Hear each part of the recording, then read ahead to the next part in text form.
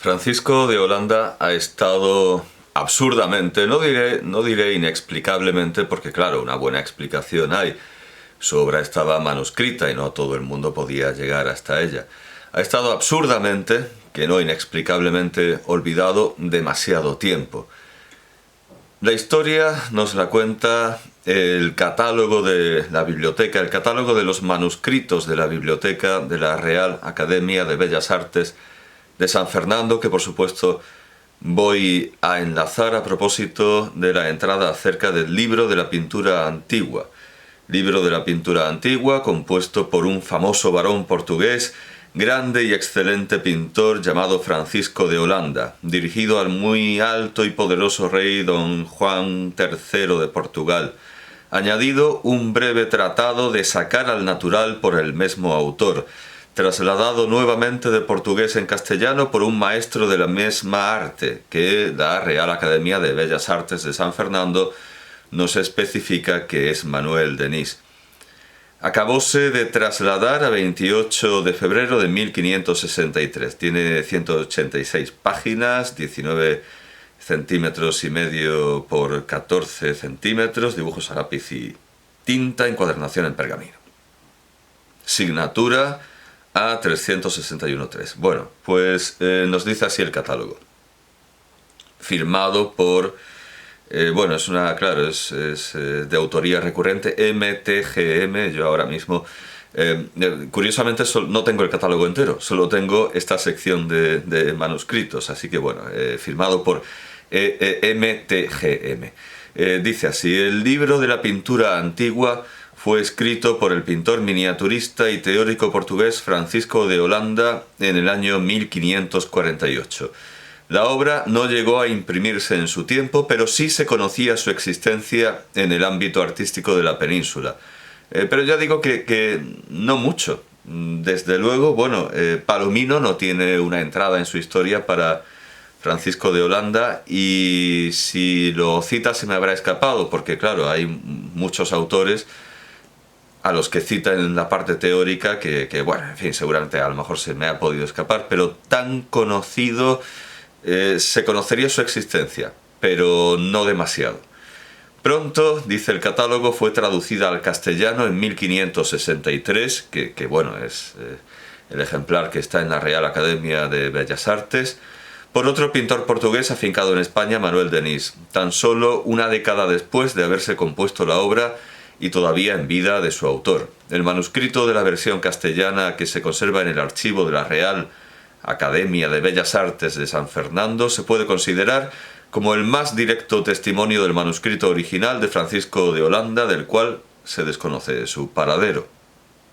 Ambos textos, original y traducción, quedaron inéditos hasta el siglo XIX. Las primeras iniciativas para su publicación parten de la época de Carlos III. Don Pedro Rodríguez de Campomanes ya menciona a Francisco de Holanda y su obra en el discurso sobre la educación popular de los artesanos y su fomento, Madrid 1775, en el que manifiesta que la obra la poseía el escultor y académico Felipe de Castro. Es decir, sí, lo conocían círculos artísticos, pero tan reducidos como el poseedor del manuscrito en cada momento. Cean, en su diccionario histórico, desarrolla un capítulo dedicado a Francisco de Holanda y también habla de que el libro perteneció a Felipe de Castro e insiste en el deber de hacerlo público. Seguramente el manuscrito en castellano de 1563 llegaría a la Academia a través del insigne escultor y académico que fue director general, quien contribuyó a la formación y ampliación de la biblioteca con la donación de sus libros. Ceán dio sus libros y desde luego es una figura... No creo que haya una figura más benemérita en la conservación, el estudio, en el examen de nuestra pintura antigua y de todo lo artístico que se conserva en España, de los grandes maestros del Renacimiento y del Barroco.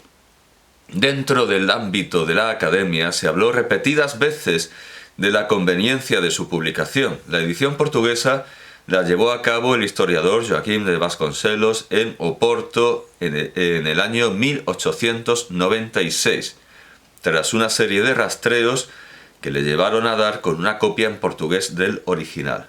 Bueno, pues la edición portuguesa la podemos encontrar en archive.org, en la sección, naturalmente voy a enlazar todos estos documentos, y además están todos en PDF, con lo cual toda la biblioteca de Francisco de Holanda que voy a presentar hoy se puede descargar en el momento en el que yo presente este vídeo, esta introducción, y todo el mundo se puede convertir en orgulloso y feliz poseedor de casi todos los libros de Francisco de Holanda. Bueno, aquí tenemos, sí, efectivamente, todo ediciones de Vasconcelos, La Fábrica, los 4 diálogos de la pintura, los 4 diálogos de la pintura antigua, el resumen, bueno, esto es sobre Francisco de Holanda. Hay 2 vidas de Francisco de Holanda, la de Antonio Damaso de Castro Sousa, y el resumen histórico de la vida de Francisco de Holanda también, de Castro Sousa. Luego está la edición inglesa, pero a propósito, en la edición inglesa de sus diálogos, pero una monografía sobre Miguel Ángel, porque Miguel Ángel es personaje de esos diálogos y bueno, aparece en monografía sobre Miguel Ángel. Pero bueno, lo que nos importa son los 4 diálogos de la pintura antigua. Los 4 diálogos de la pintura antigua, y el caso es que lo que es la pintura antigua, la primera parte, no están los 4 diálogos. Por lo tanto, quizá la más completa, la edición más completa sea la que ahora se va a señalar, que se pueda conseguir, y que se pueda conseguir gratis y descargándola sin ningún gravamen y sin nada que resulte oneroso, y que además tenga una calidad académica excelente. Entonces, Joaquín de Vasconcelos la publicó en Oporto en 1896, y el propio doctor Vasconcelos sigue diciendo el catálogo de la Real Academia de Bellas Artes de San Fernando. En sus contactos con la Academia de Madrid, en las primeras décadas de este siglo, instaba a los responsables del centro a sacar una edición de la versión castellana, y así, en el año 1919, el conde de Romanones, que entonces presidía la corporación, dio su aprobación, además el mismo año que se ocupó de proteger al Real Colegio de España. Al mismo tiempo estaba dando a la luz, mejor dicho, una obra que desde tiempos de Carlos III quería editarse, y es el conde de Romanones el que lo logra. Bueno, ya he presentado a este autor, al conde de Romanones, ya vimos su obra completa, pero qué diferencia con otros políticos de su tiempo y con los políticos de hoy. ¿Qué político podría salvar 2 obras como estas, como el Colegio de España y como los diálogos de la pintura, que clamaban por su edición desde tiempos del propio Francisco de Holanda, claro, naturalmente, pero desde tiempos de Carlos III, que no era, desde luego, alguien despreocupado en el patrocinio de las artes, no ya tanto como muchos testimonios nos lo recuerdan, no ya tan partidario de las artes. Él amaba patrocinar las artes, pero ya no tanto practicarlas ni estudiar. No era precisamente amante del estudio.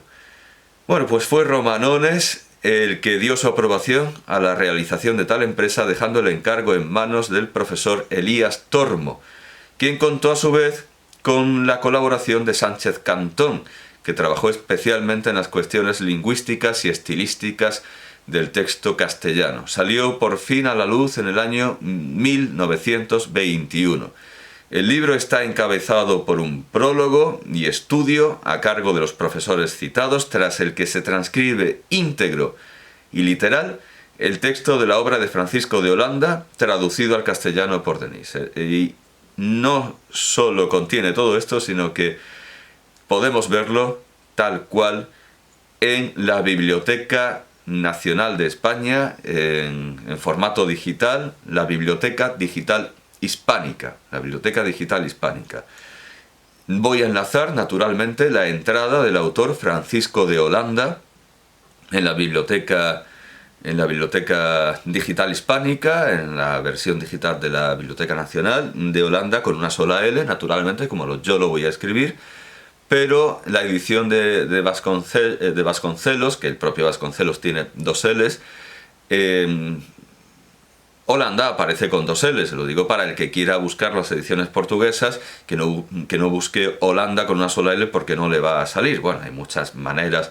Desde luego la más antigua es Holanda sin H y la conjunción, la preposición unida, d'Holanda. Pero bueno, en los catálogos más habituales en todo el mundo hay dos variantes que triunfan, que es la castellana Francisco de Holanda, como se escribe Holanda en español, y la usada por Vasconcelos, Holanda con H y con dos L's. Bueno, pues en la Biblioteca Nacional de España tenemos digitalizadas las siguientes obras. De Aetatibus Mundi Imagines, de 1545. Ese portento que preludia las obras proféticas y fantásticas de Blake, pero que está hecha desde una perspectiva filosófica muy profunda, aunque desde luego también desde ese arrebato platónico, desde ese espíritu también profético como el de Blake. Una obra verdaderamente increíble, uno de los libros más bellos que se han escrito y pintado nunca, y de los que podemos ser poseedores, y además de una calidad enorme, mejor que cualquier facsímil, y nos la brinda la Biblioteca Nacional de España. Era un proyecto muy ambicioso, lo dejó inconcluso y parece ser que se lo regaló a Felipe II, lo que de alguna manera explica que se le disculpara el haber estado de parte del prior de Crato en la guerra civil portuguesa, y a pesar de haber apoyado a su contrincante, Felipe II lo mantuvo en la corte, le dio le concedió el guardar todos los privilegios que tenía y aún más. Por cierto que Francisco de Holanda llegó a ser caballero de la Orden de Cristo. Con lo cual, esa disputa que se daba en otras naciones, en Italia y desde luego en España, hasta tiempos de Velázquez, aquel famoso problema de nombrar a Velázquez, el problema en nombrar a Velázquez caballero de Santiago, porque los hombres dedicados a las artes mecánicas no podían considerarse nobles. Eso está naturalmente en el Renacimiento y en tiempos de Miguel Ángel, la nobleza de las artes. Bueno, pues en Portugal parece ser que no se dio semejante problema o no se consideró tal, y desde luego Francisco de Holanda, filósofo y pintor, fue ennoblecido hasta la máxima condecoración, hasta el máximo honor, la máxima distinción nobiliaria, militar, sacro-militar, religiosa, la Orden de Cristo. Francisco de Holanda era caballero de la Orden de Cristo. Bueno, tenemos también en la Biblioteca Nacional de la pintura antigua, solo el libro segundo, un manuscrito de 1798, el texto que nos interesa, la edición de 1921 de la pintura antigua. Ese está, y desde luego es quizá el más recomendable para el lector español, aunque las notas de Vasconcelos son eruditísimas y sus prólogos, que son más bien ensayos, desde luego merecen la pena. Y bueno, otra edición de los diálogos de Francisco de Holanda, sin datar, entre 1701 y 1800. Un grabado del retrato de Juan III. Y por último, otra edición de 1701-1800 sobre la pintura antigua y sobre el sacar del natural, que es la primera parte del mismo manuscrito. En realidad hay muchos libros, pero los que nos interesan son el de Aetatibus Mundi Imagines y de la pintura antigua en la edición de 1921. Sobre el De Aetatibus Mundi Imagines conviene leer un cuadernillo de unas 64 páginas que está digitalizado y que también voy a enlazar, titulado Francisco de Holanda, 1517-1584, en su quinto centenario. Viaje iniciático por la vanguardia del Renacimiento, publicado por la Biblioteca Nacional de España como folleto, que acompañaba una exposición, una de esas magníficas exposiciones que se hacen en los bajos de la Biblioteca Nacional, aprovechando lo que tienen, que es mucho, simplemente lo sacan de su anaquel, lo exponen y les sale una exposición digna de visitarse siempre. Bueno, el catálogo o folleto más bien es de Manuel Parada López de Corselas y Enrique Schiaffino. Es una obra divertida, es una obra que lo que hace es eso, coger lo que hay, que a lo mejor no tiene demasiado que ver, y crearse una historia que es una excusa para ver los magníficos fondos de la Biblioteca Nacional. Por ejemplo, toman al principio como excusa el laberinto, pues hablan del laberinto y sacan unos cuantos laberintos que hay en obras de la Biblioteca Nacional. Es un folleto interesante y que puede servir de guía para quien tenga dificultad en seguir. En realidad no hay tanta dificultad, porque la letra se entiende bien. El manuscrito del De Aetatibus Mundi se entiende muy bien. Las imágenes hablan desde luego por sí solas, pero bueno, puede ser un acompañamiento divertido, simpático. Si ya nos vamos a la... Bueno, ya nos hemos ido, ya lo he mostrado, lo voy a enlazar por supuesto. Si nos vamos a thearchive.org, lo más destacado que hay son los diálogos en la edición portuguesa de Vasconcelos. Desde luego merece la pena, por cierto, que sí, es la edición de la que habla la Real Academia de Bellas Artes de San Fernando, la edición de 1896. Pero son solo los diálogos, vamos, el título es 4 diálogos de la pintura antigua, 4 diálogos de la pintura antigua, y bueno, dice los personajes que hablan, que son Francisco de Holanda, Miguel Ángelo, Victoria Columna, Lactancio Ptolomei, bueno, esos son quienes hablan. Y hay una versión, es también como lo del folleto, es algo bastante interesante. Hay un programa de radio, el programa se llama Música y Pensamiento, la serie de Radio Nacional de España, entiendo que Radio Clásica, pero bueno, se puede consultar en el archivo de Radio y Televisión Española, y naturalmente también lo voy a enlazar. En el archivo de Radio y Televisión Española tenemos la serie, el programa Música y Pensamiento de Mercedes Menchero Verdugo, que a las imágenes y a las palabras de Francisco de Holanda además le pone música, bueno, música contemporánea de Luis de Milán, pero también música pertinente o relevante porque está basada en los sonetos de Miguel Ángel, y así mete un soneto musicado por Richard Strauss. Una obra agradable de escuchar, es un extracto de los diálogos con música contemporánea leída por Mercedes Menchero Verdugo, bastante aconsejable. ¿Y qué más puedo...?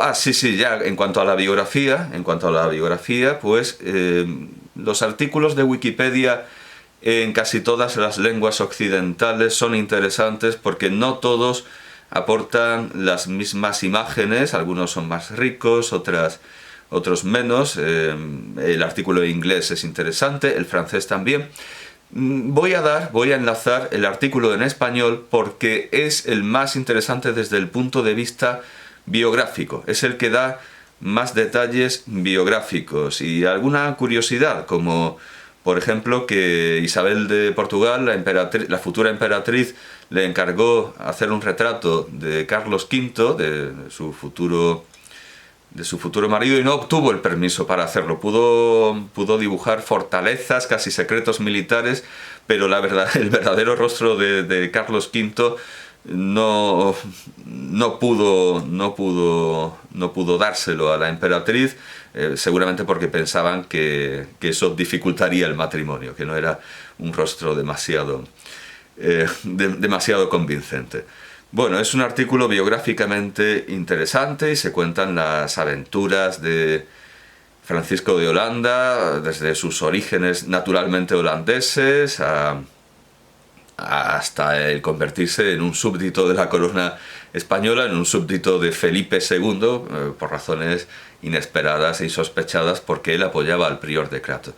Es interesante también el artículo sobre Francisco de Holanda, firmado por Pedro Calafate, en el Instituto Camoens, aunque es algo extraño porque la página es Centro Virtual Cervantes Instituto Camoens, es como si se hubieran unido.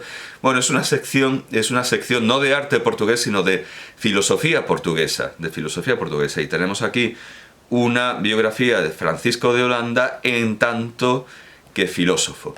Y por último, ya como un complemento bibliográfico, voy a enlazar el número especial, el número 15 especial del año 2018 de la revista Diálogos Mediterráneos, de la revista de diálogos mediterráneos, que es en realidad este número especial un dossier dedicado a Francisco de Holanda, imágenes, ideas e itinerarios, imágenes, ideas e percursos.